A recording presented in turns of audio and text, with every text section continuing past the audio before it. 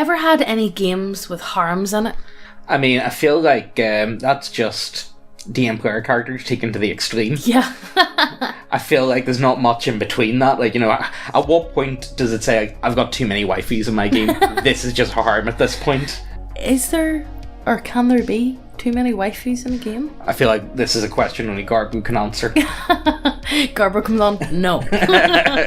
Setting has it hard-coded that 1 out of every 10 births is male, 3 out of 10 are dick girls, remaining 6 out of 10 are female. Harems are just kind of a part of life. Typically, a male either hosts 6 females and 3 dick girls in one estate, or he rotates from groupings of 2 to 4 females living with 1 to 2 dick girls. You need at least 1 dick girl and 1 male to mating press a female until she orgasms within a night of each other in order for fertilization to even occur. This makes no fucking sense whatsoever. But Anon, that doesn't make any sense. Fuck you, it's fantasy. I didn't even read that bit. Sorry, guys. But Fisher's principle, fuck you, it's fantasy. Chromosomes don't even exist. The characters don't even breathe oxygen. It's either a mixture of dry air, wet air, cold air, warm air, stale air, and fresh air. Fuck you, it's fantasy.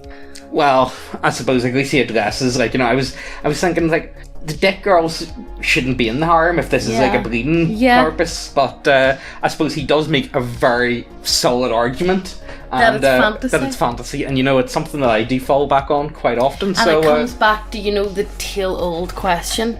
Are traps gay? Are traps gay? A question that we will never truly know. It's like the chicken and the egg. What came first? It's like the infinite question of why are we here? It's in the same relevance of each other. Some things we'll just never understand. A college girl GM I played with about 7 years ago had one. It was a weird group. Half grognards and half her college friends. They kept making their characters big buff jocks, sort of, get into trouble in harems and get fed plot hooks by the GM.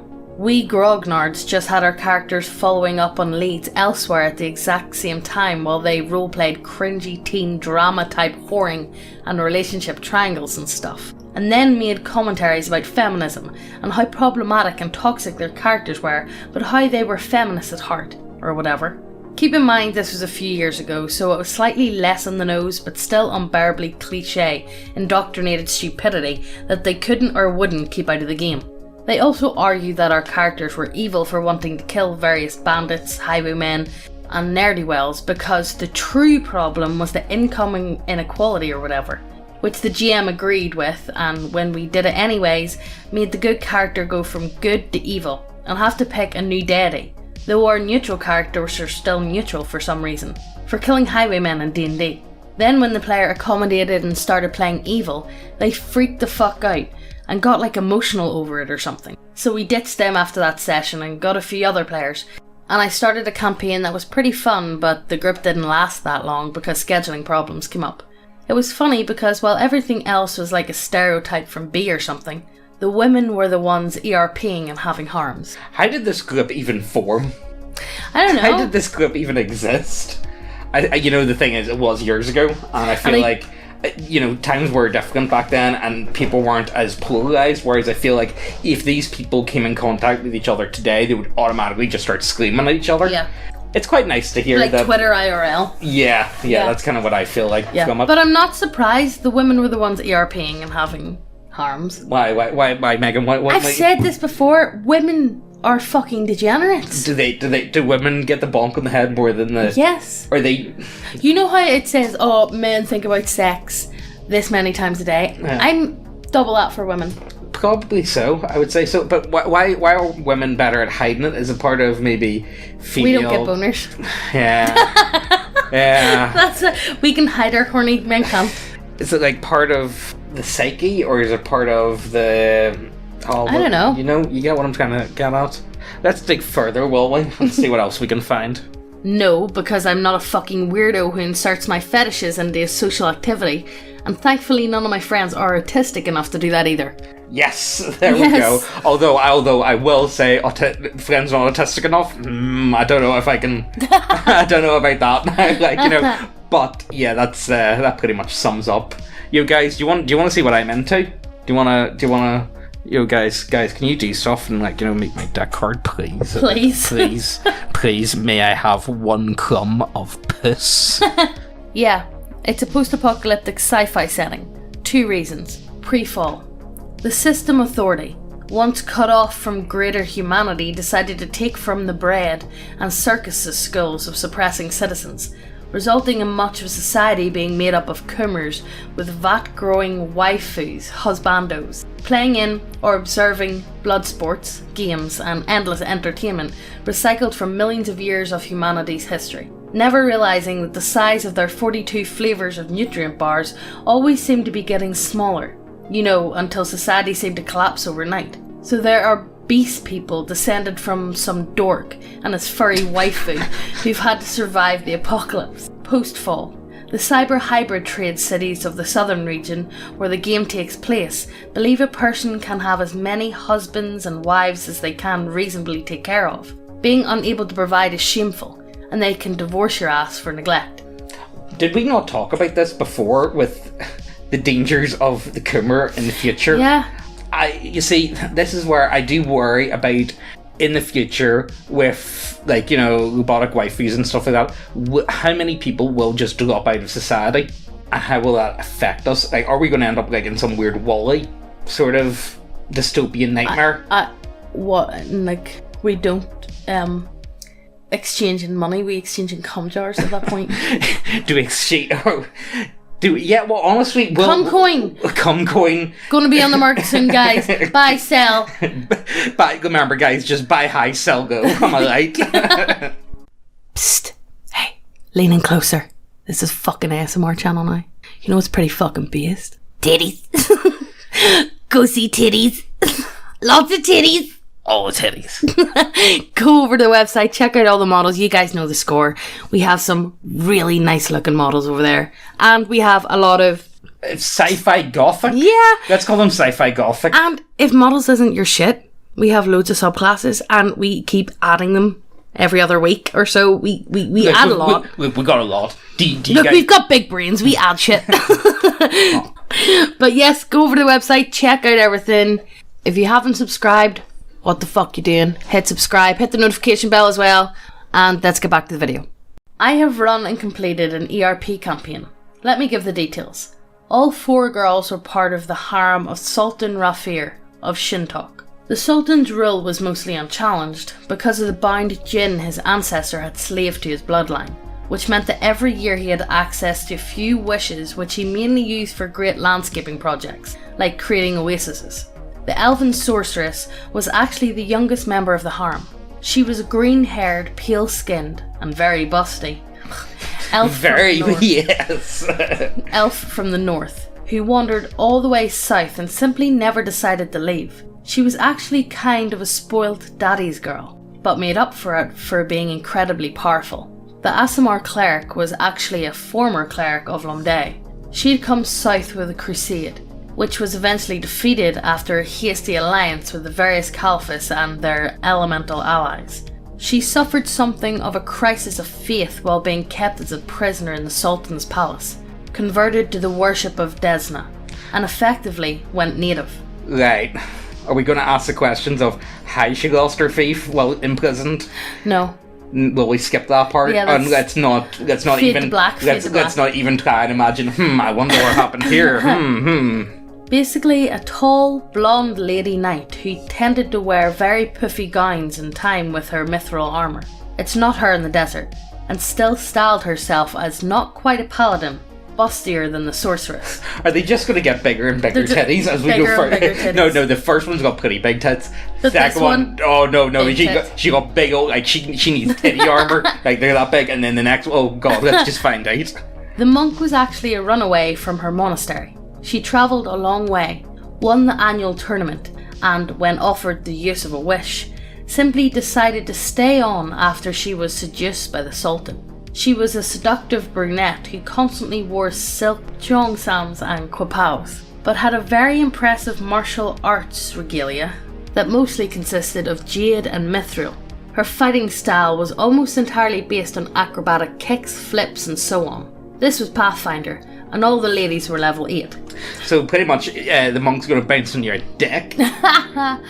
I'll add that the monk preferred to wear a jade mask whenever she went into battle. This was because she was very, very vain and regarded her face as her fortune. This didn't mean she was any less lethal, however. Didn't mention the size of her tits, though. I know that's a shame, to be honest with you. However, I imagine with a monk, you're doing a lot of moving about. You can't afford to have big old titties, and I'm going to assume she's like Asian inspired with all that jade and stuff, so she's part of the itty bitty titty committee. Yeah. Last one, the summoner, was an albino and very gothy. Oh, come on. If you're going to do this, at least throw in the big titty golf girl. Yeah. Half-elf who stylized herself as a necromancer. She'd been driven south after growing up as an outcast, then served first as the Sultan's visor, then in his bed. I'll note that these 4 girls weren't his entire harem, but they were his favourite, and the highest level. They'd formed a ruthless power block against the others, and while not all had head for politics, they held their ground through their massive personal power. You know what this reminds me of? This is making me think of, Gaddafi's bodyguards. That was just literally a harem, but he's like, no, these are my bodyguards. These are my bodyguards, and they need to accompany me everywhere I go. By the way, like on diplomatic. Oh yeah, no, these are my guard. You see, I'm not transporting my heart. No, guys, don't get any silly ideas.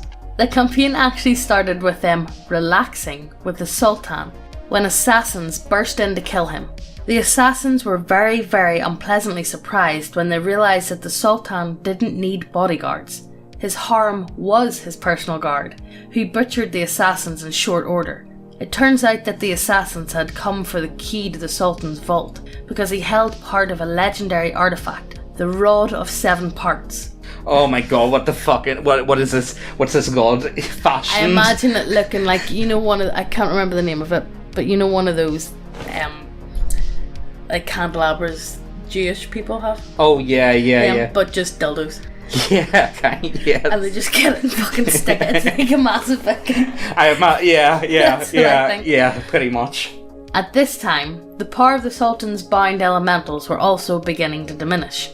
The problems were linked and the girls decided to head off to find out why. So they took that part of the rod and set off for adventure.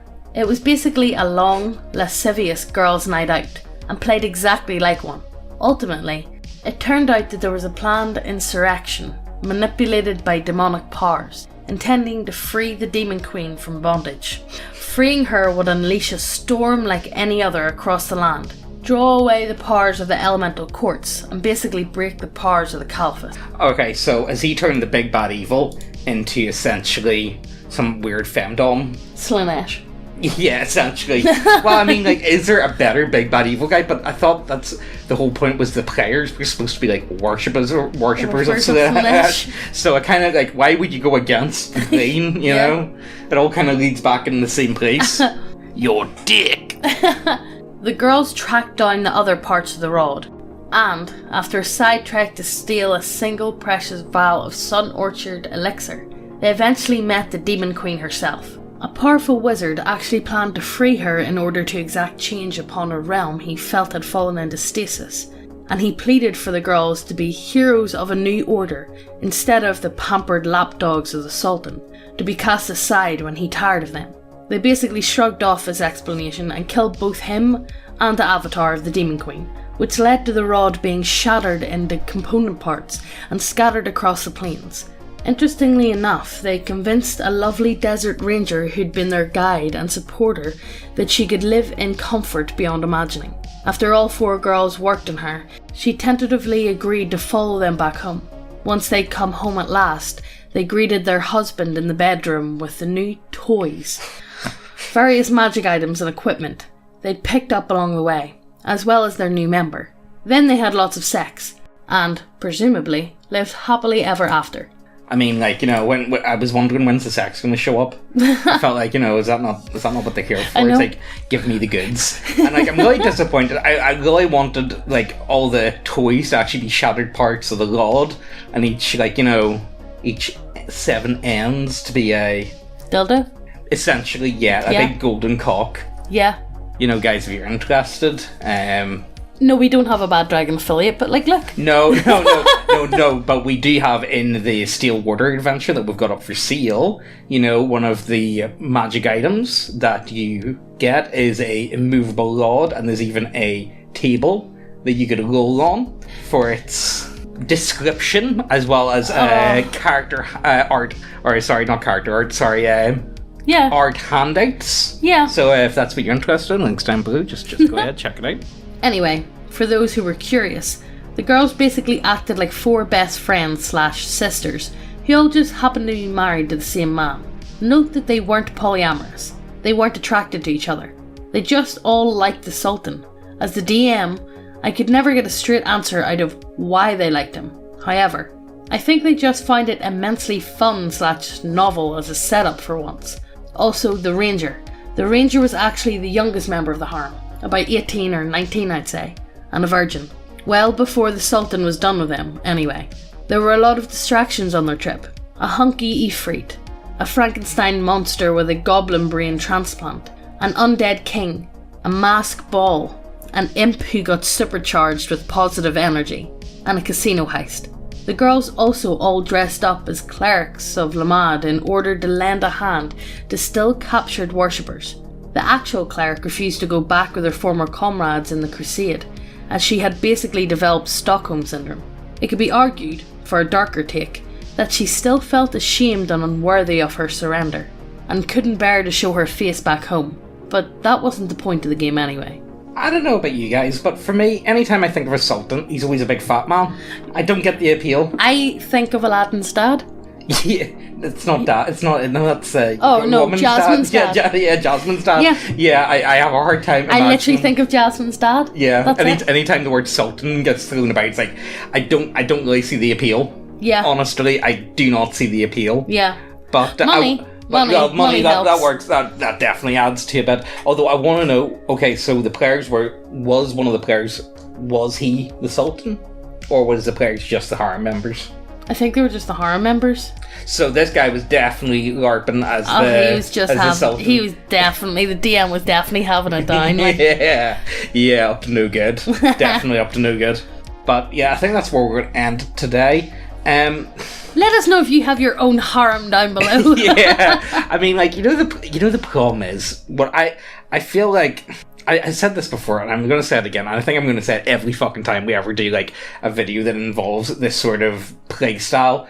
I just don't get it, for me personally. I feel like, if I'm playing with mates, would you play sex games with your mates if you're around at their house having a drink? Probably not. No. And that's kind of where I kind of feel like D&D and role-playing games are. They're something that you do around at your mate's house, over Discord, whatever, you know what I mean? Yeah. Just sit and have a bit of fun. It's not... Why do people bring sex into everything? Yeah, well, I suppose, like, a lot of people are driven mostly via sex, and I don't know, it's just not for me, and I feel like it actually makes me turn the idea of, guys, can you do like a wee sexy voice for me? Like, when are you going to get your homies to whisper like, kiss you on the forehead and give you tuck in at night? You know what I mean? That's kind of what it feels like, but in, like, a cool way, not like a degenerate way. No homo. no homo, of course, no homo. But yeah, I said earlier, we do have a 5th edition adventure up for sale. Let me rephrase that. A 5th edition cRumB adventure. No, it's not a cRumB adventure. James, fuck off. You get to act as the thought patrol. It's a cRumB adventure. No, it's you give the hornies the bonk in the head. Yeah. So it's not a horny adventure. It's the opposite of horny. It's like what's the opposite of horny? The street adventure. What is the opposite of horny? The inverted. What is the opposite of horny? Is there a word for it? I don't want to be horny anymore. I want to be happy. Is that? I'm really struggling to find a word. Normal? I don't know. That doesn't really fit into it. But yeah, if you're interested in that, definitely check it out down below. Check out the website. It does help us out to no end. Also, the old channel is back up and running again. For some reason, we got monetized on it again, and I thought, you know what? Fuck it. Why not do something with it? Because it's just going to sit there. But I'm not over there. No. If you want to hear me speak, stay here. Over there. if you're into TTS. What we're doing is with that, Go over. it's more stuff like lore and big long story times that we don't really get to inject any of our personality into. Mm-hmm. So that's why I feel more comfortable putting it over there, because it's not really something that... And also Necronazike, because Megan. You guys know that I can't pronounce shit. Yeah. Is there anything else we should talk about before we go? I don't think so. The weather. Okay, guys. Guys. Tell us your filthy, degenerate story times if you have any, and we promise we won't judge you too much, only a wee bit.